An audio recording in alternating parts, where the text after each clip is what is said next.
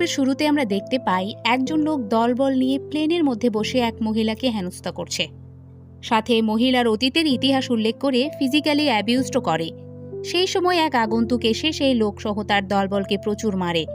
এক সময় লোকটি নত স্বীকার করে এবং সেই মহিলার কাছে মাথা নত করে। এরপর সিন শিফট করে দেখানো হয় মুম্বাইয়ের এক পাওয়ারফুল রাজনীতিবিদকে, যে আবার মুম্বাইয়ের হোম মিনিস্টার। প্লেনে যে লোকটি মার খেয়েছিল তার নাম হচ্ছে অর্জুন, আর অর্জুনের বাপ হচ্ছে হোম মিনিস্টার। তো ছেলেকে যে মেরেছে তাকে এনকাউন্টার করার জন্য পুলিশ অফিসার প্রকাশকে পাঠায় হোম মিনিস্টার। হোম মিনিস্টারের অর্ডার অনুযায়ী সেই আগন্তুকের ডিটেলস বের করে প্রকাশ। তখন আমরা জানতে পারি সেই আগন্তুকের নাম সঞ্জয় রাজকোট। তো সঞ্জয়কে ধরতে তার বাড়িতে যায় প্রকাশ। গিয়ে সে জানতে পারে সঞ্জয় রাজকোট এই রাজ্যের রাজা। ভেতরে গেলে সঞ্জয় রাজকোটের ওয়াইফ অর্থাৎ রানী সাহেবা জানায়, আমার হাজবেন্ড জানতো আপনি এখানে আসবেন, তাই আগেই পুলিশ স্টেশনে গেছে, তাই এখন যেতে পারেন, কিন্তু আপনাদের গাড়িতে না, আমাদের গাড়িতে। তো প্রকাশ বাইরে আসলে দেখে পুরো রাজ্যের মানুষ সেখানে জড়ো হয়েছে, যেমনটা আগে রাজার বাড়িতে প্রজারা আসতো। দেখে তাদের গাড়িও সব ভেঙে ফেলছে, তাই শেষমেশ প্রকাশ সহ তার ফোর্সকে রাজার গাড়িতে করে থানাতে ব্যাক করতে হয়। এরপর থানার সামনে আসলে দেখে সেখানে প্রচুর মানুষের সমাগম। তো প্রকাশ ভেতরে প্রবেশ করলে আমরা দেখতে পাই সঞ্জয় রাজকোট রাজার মতোই পুলিশ স্টেশনে বসে আছে, যেখানে চারপাশে রয়েছে বড় বড় সব পুলিশ অফিসার। এর মধ্যে একজন প্রকাশকে বোঝায়, তুমি এটা কি করতে গিয়েছিলে? জানো না সে এই রাজ্যের রাজা? প্রকাশ জানায়, হোম মিনিস্টারের অর্ডারে গিয়েছিলাম। তখন অফিসার বলে, সব সময় রাজনীতি চলে না। এরপর সঞ্জয় রাজকোটকে চলে যেতে বলা হয়। সেই সময় প্রকাশ সঞ্জয়কে জানায়, তুমি কার গায়ে হাত দিয়েছ জানো? এই খেলা এখানেই শেষ হচ্ছে না। জবাবে সঞ্জয় বলে, যা হবে দেখা যাবে, আমি কোনো ভুল কাজ করিনি। এরপর সঞ্জয় রাজকোট থানা থেকে চলে আসতে গেলে তার ওয়াইফ ফোন দেয় প্রকাশকে আর বলে, কি আমার হাজব্যান্ডকে ধরতে পারলেন না তো? আপনি আর আপনার হোম মিনিস্টার কখনোই আমার হাজব্যান্ডকে ছুঁতেও পারবেন না। প্রকাশও জানায়, কোনোদিন বাইরে তো পাবো, সেদিন আমি তাকে ধরব। সঞ্জয়ের ওয়াইফ আবার বলে, জীবনেও তো তা করতে পারবেন না। এই বলে সে ফোন কেটে দেয়। এরপর সঞ্জয় তার ওয়াইফকে নিয়ে একটা বিয়ের প্রোগ্রামে গেলে সেখানে এক পুলিশকে নিয়ে ফলো করে প্রকাশও, সাথে আরও ডিটেলস সংগ্রহ করে সঞ্জয়ের। ডিটেলস সংগ্রহ করে সঞ্জয়কে মারার জন্য গুন্ডা হায়ার করে। এই গোপন তথ্য অন্য পুলিশটা রানী সাহেবা অর্থাৎ সঞ্জয়ের ওয়াইফকে ফোন করে সব বলে। তাই বিয়ে থেকে ফেরার সময় রানী তার রাজার জন্য চিন্তায় পড়ে যায়। তাই বিভিন্ন কথা বলতে বলতে হোয়াটসঅ্যাপে সবাইকে টেক্সট করে জানায় যে সঞ্জয় বিপদে। তো এক সময় গুন্ডাদের মুখোমুখি হয়েই যায় সঞ্জয়। তখন একাই সে তাদের সাথে লড়াই করে।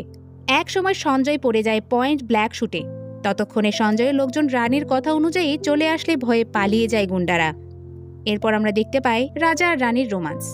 ওইদিকে হোম মিনিস্টার তার ছেলে অর্জুনের বার্থডে সেলিব্রেট করে। সেই সময় প্লেনের মধ্যে থাকা মহিলার কাছে অর্জুনের মাথা নত হওয়ার ভিডিও সবার কাছে পৌঁছে যায়, মানে ভিডিওটা ভাইরাল হয়ে যায়। তখন মাথা গরম হয়ে যায় হোম মিনিস্টারের। অর্জুনও বলে, আমাকে আর কেউ ভয় পাবে না, বাইরে মুখও দেখাতে পারবো না। তখন তার বাবা জানায়, যখন ওই লোকের মাথা কাটা হবে ঠিক তখনই সবাই আবার ভয় পাবে। এরপর সিন শিফট হলে রানীর থ্রোতে আমরা প্রেগনেন্সির কথা জানতে পারি। রানীর ব্যাপারটা যখন তার রাজা সাহেবকে বলতে যাবে তখন রাজমহলে আসে রাজার ম্যানেজার। তাই রানীর থেকে কোনো কথা না শুনেই রাজা চলে আসে ম্যানেজারের কাছে। ম্যানেজার তখন জানায়, পাঞ্জাবের এক ড্রিলার আমাদের থেকে বারুদ নিয়েছিল, আমি ভুল করেছি এটা দিয়ে। কথাটা শুনে সঞ্জয় জিজ্ঞেস করে, ওই বারুদ দিয়ে কি টেরোরিস্টরা পাঞ্জাবে ব্লাস্ট ঘটিয়েছে?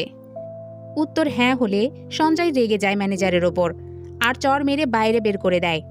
এরপর ওই পুলিশ অফিসার আবার রানীকে ফোন করে ভেতরের গোপন তথ্য ফাঁস করে। সে জানায়, প্রকাশ গুন্ডা দিয়ে রাজা সাহেবের ম্যানেজারকে মারতে যাচ্ছে, আর ম্যানেজার মারা গেলে পাঞ্জাবের বোম ব্লাস্টের ঘটনায় রাজা সাহেব ফেঁসে যাবে। প্রকাশ সাহেব এভাবেই রাজা সাহেবকে ফাঁসানোর চেষ্টা করছে। কথাগুলো শুনে রানী সাহেবা জানায়, আমার রাজার কখনোই কিছু হতে দেব না। ওইদিকে ম্যানেজারকে আক্রমণ করতে আসে গুন্ডারা। সেই সময় সঞ্জয় সেখানে উপস্থিত হয় আর সবাইকে মারে। সঞ্জয়ের পিছু পিছু সেখানে রানীও আসে। রানী জানে এখানে বোম রাখা হয়েছে, তাই একসময় সঞ্জয়কে তার কাছে ডাকে। তখন বোম ব্লাস্ট হলে রানীর জন্য বেঁচে যায় রাজা সঞ্জয়। এরপর রানী শায়স্ত্রীর জানায়, তুমি কয়েকদিন অন্য কোথাও চলে যাও, এখানে থাকলে পুলিশ তোমাকে মেরে ফেলবে, তাই দূরে থাকো আর কোর্টে গিয়ে সমস্যা সমাধান করো। শায়স্ত্রীর কথা মেনে নেয় সঞ্জয়, তাই অন্য জায়গায় যায়। তখন আমরা শায়স্ত্রীর পেটে রক্তের দাগ দেখতে পাই। বোম ব্লাস্টের সময় একটা প্রিন্টার তার শরীর ভেদ করে, কিন্তু তা সে সঞ্জয়কে জানায় না। সঞ্জয়কে বিদায় দিয়ে সায়শ্রী অ্যাডমিট হয় হাসপাতালে।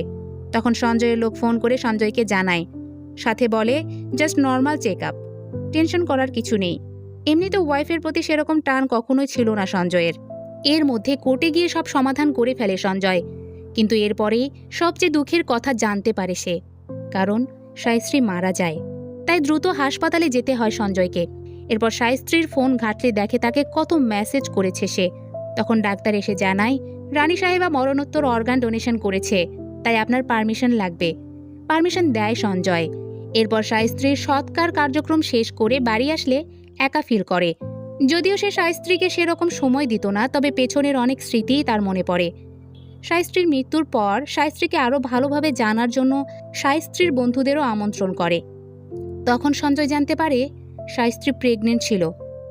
এরপর সে আরও ইমোশনাল হয়ে পড়ে। তাই ডাক্তারকে ফোন করে আর জিজ্ঞেস করে সায়শ্রীর কী কী অর্গান ডোনেট করেছে। ডাক্তার জানায় লাঞ্চ, কিডনি, চোখ। সঞ্জয় আরও জিজ্ঞেস করে এগুলো যাদেরকে ডোনেট করা হয়েছে তাদের কোথায় পাবো। ডাক্তার বলে মুম্বাই। ভালোবাসার মানুষের অর্গানের মায়ায় সঞ্জয় এবার মুম্বাই যাওয়ার সিদ্ধান্ত নেয়। এরপর একা যেতে চাইলে তার সঙ্গী সাথী রানী সাহেবার বিভিন্ন স্মৃতি নিয়ে তার সাথে কথা বলে। তখন সিনটা হয়ে যায় আরও ইমোশনাল। তাই সঞ্জয় তার দলবল নিয়েই মুম্বাই পাড়ি জমায়। মনে আছে নিশ্চয়, মুম্বাইয়ের হোম মিনিস্টার হচ্ছে অর্জুনের বাপ। তাহলে কি সামনে বড় বিপদে পড়তে যাচ্ছে সঞ্জয় রাজকোট? চলুন সামনে আগানো যাক। তো মুম্বাইয়ে নেমে সঞ্জয় দামি গাড়ি ছেড়ে ট্যাক্সি করে প্রথম অর্গান রিসিভারের কাছে যায়। প্রথম অর্গান রিসিভার একটা বাচ্চা। তার লাঞ্চ নষ্ট হওয়ায় সায়শ্রীর লাঞ্চ তাকে দেওয়া হয়েছে। থাকে মুম্বাইয়ের সব থেকে নোংরা বস্তিতে, আবার বাচ্চাটি অনাথ। তো সঞ্জয় ওই বাচ্চা সহ তার সব বন্ধুদের আবদার পূরণ করে। এরপর সেখানে মেডিকেল স্টুডেন্ট বাচ্চাটির ট্রিটমেন্টের জন্য আসলে সঞ্জয় জানতে পারে সবসময় এই এলাকার মানুষ মারা যায়, তাও আবার বিভিন্ন অঙ্গহানি হয়ে। কারণ ওখানে সমস্ত ময়লা আবর্জনা ফেলা হয় এবং পুরানো হয়। সেখান থেকে বিষাক্ত কালো ধোঁয়া বের হয়ে সবাইকে মৃত্যুর দিকে নিয়ে যায়। সঞ্জয় সবকিছু শুনে জিজ্ঞেস করে এখান থেকে ময়লার স্তূপ সরানো হয় না কেন। মেডিকেল স্টুডেন্ট জানায় আমেরিকা 20 একর জায়গার উপর শপিং মল করতে যাচ্ছে। সেই অনুযায়ী এখানকার চুক্তিতে থাকা বিরাট বাক্সি এই জায়গা চুজ করে। তারপর জায়গা খালি করার জন্য ময়লা আবর্জনা ফেলে। এতে কয়েক পরিবার অলরেডি তাদের কাছে জমি বিক্রি করেছে, হয়তো সামনে আরও অনেকেই করবে। তখন আর কিচ্ছু করার থাকবে না। বিষয়গুলো শুনে সঞ্জয় বলে এখানে খুব রং হচ্ছে। তো যাওয়ার আগে সঞ্জয় বলে এখানে আর কোনো পলিউশন থাকবে না, বিরাট নামেও কেউ থাকবে না। বিরাট যত টাকা ইনভেস্ট করেছে তার চেয়ে বেশি টাকা আমি তাকে দেব। কথাগুলো শুনে সবাই খুশি হয়। সঞ্জয় সেখান থেকে চলে আসে দ্বিতীয় অর্গান রিসিভারের কাছে। এবার যার কাছে যায় তাকে সায়শ্রীর চোখ দেওয়া হয়েছে। চোখ দেখে সঞ্জয় তার ওয়াইফকে স্মরণ করে। তারপর ওই ফ্যামিলিতেও কিছু সমস্যা সমাধান করে সঞ্জয়। তৃতীয় জনকে দেখতে হাসপাতালে আসে সঞ্জয়। এসে জানতে পারে পেশেন্টের অবস্থা ক্রিটিক্যাল।